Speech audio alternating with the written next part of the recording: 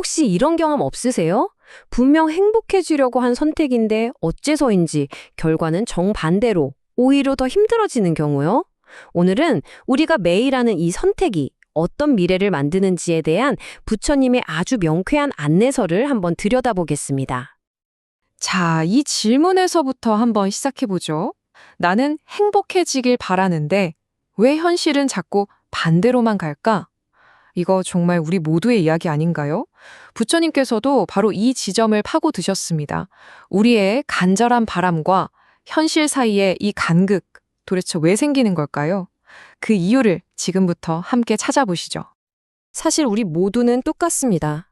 즐거움을 원하고 괴로움을 피하고 싶어 하죠. 이건 너무나도 근본적인 인간의 바람입니다. 그런데 이상하게도 현실은 종종 우리 뜻대로 되지 않는 것처럼 보입니다. 보세요. 수천 년 전 부처님께서도 우리 마음을 정말 정확하게 꿰뚫어 보셨던 거죠. 정말 원치 않는 것들은 좀 줄어들고 원하는 것들은 더 늘어났으면 좋겠다. 바로 이 마음입니다. 하지만 우리 삶 어떤가요? 실제로는 그 반대인 경우가 훨씬 더 많지 않나요? 그렇다면 이 꼬인 매듭 어디서부터 풀어야 할까요? 부처님께서는 그 원인이 어떤 외부 환경이나 조건 때문이 아니라고 하십니다. 바로 우리 자신의 이해, 즉 알과 모름의 차이에서 비롯된다고 명확하게 짚어주시죠. 이 명확한 갈림길이 보이시나요? 한쪽은 무엇이 나에게 이로운지 해로운지를 모르기 때문에 자신도 모르게 괴로움의 숲으로 걸어 들어갑니다. 반면 다른 한쪽은 그것을 알기 때문에 행복으로 향하는 길을 선택할 수 있죠. 결국 핵심은 딱 하나입니다. 어떤 행동을 하고 어떤 행동을 피해야 하는지 아는 것, 바로 거기에 달려 있다는 거죠. 그래서 부처님께서는 우리가 자신의 행동과 그 결과를 명확하게 분석할 수 있도록 아주 실용적인 일종의 프레임워크를 제시하셨습니다. 그것이 바로 4가지 삶의 방식입니다. 이 4가지 방식을 이해하려면 담마사마다나라는 핵심 개념을 먼저 알아야 하는데요.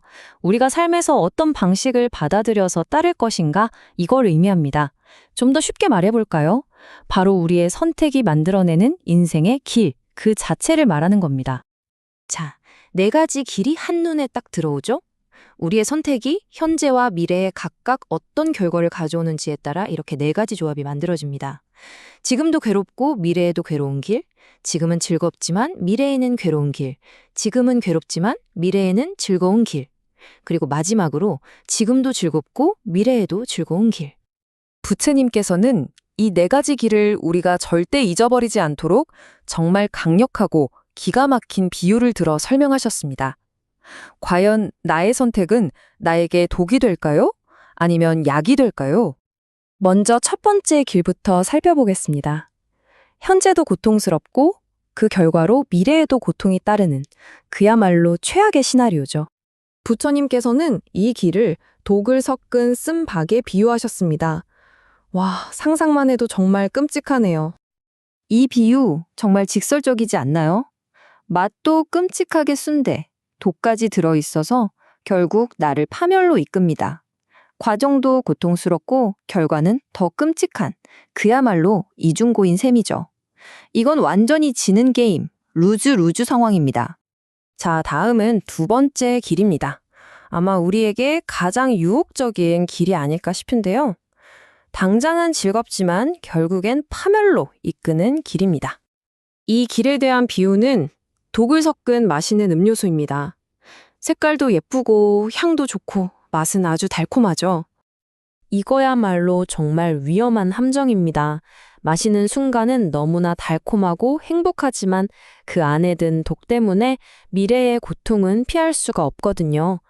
예를 들면 건강에 해로운 줄 알면서도 자극적인 음식을 폭식하거나 밤늦게까지 의미 없이 시간을 보내는 것처럼 순간의 쾌락이 미래의 후회와 고통을 담보로 잡는 셈이죠.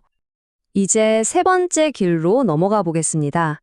이 길은 장기적인 이득을 위해서 단기적인 어려움을 기꺼이 감수하는 길입니다.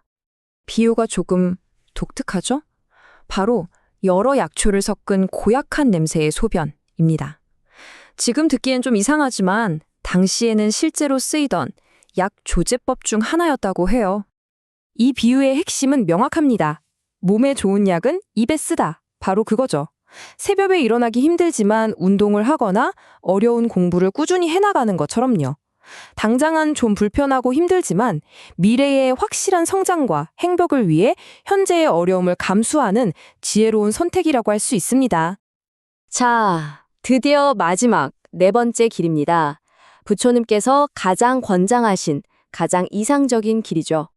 이 길에 대한 비유는 듣기만 해도 달콤하고 행복해지는 것 같습니다.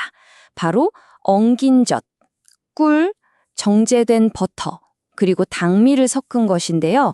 고대 인도에서는 최고의 영양식이자 아주 맛있는 별미였다고 합니다. 그야말로 최고의 선택 아니겠습니까? 하는 과정 자체도 즐겁고 보람 있는데 그 결과로 미래에는 더 큰 행복을 가져다 주니까요. 진심에서 우러나와 누군가를 돕거나 내가 정말 사랑하는 일에 깊이 몰입하는 것처럼 현재의 기쁨이 미래의 성장과 행복으로 자연스럽게 이어지는 가장 이상적인 길입니다. 그래서 결론적으로 부처님께서는 이 네 번째 길이 가진 궁극적인 힘과 그 눈부신 아름다움에 대해 특히 강조하셨습니다. 이 네 번째 길의 위대함을 설명하는 이 마지막 비유는 정말 아름답습니다. 마치 저 청명한 가을 하늘에 떠오른 태양이 밤새 드리웠던 모든 어둠을 싹 몰아내고 온 세상을 환하게 비추는 것처럼 현재도 미래도 행복한 이 길은 다른 모든 어리석은 길들을 압도하며 찬란하게 빛난다고 하셨습니다. 자, 이제 이 질문을 우리 자신에게 던져볼 시간입니다. 오늘 내가 내딛는 한 걸음, 내가 하는 작은 선택 하나하나는 이 네 가지 길 중에서 과연 어떤 길을 향하고 있을까요? 여러분의 오늘이 바로 그 찬란하게 빛나는 네 번째 길이 되기를 바랍니다.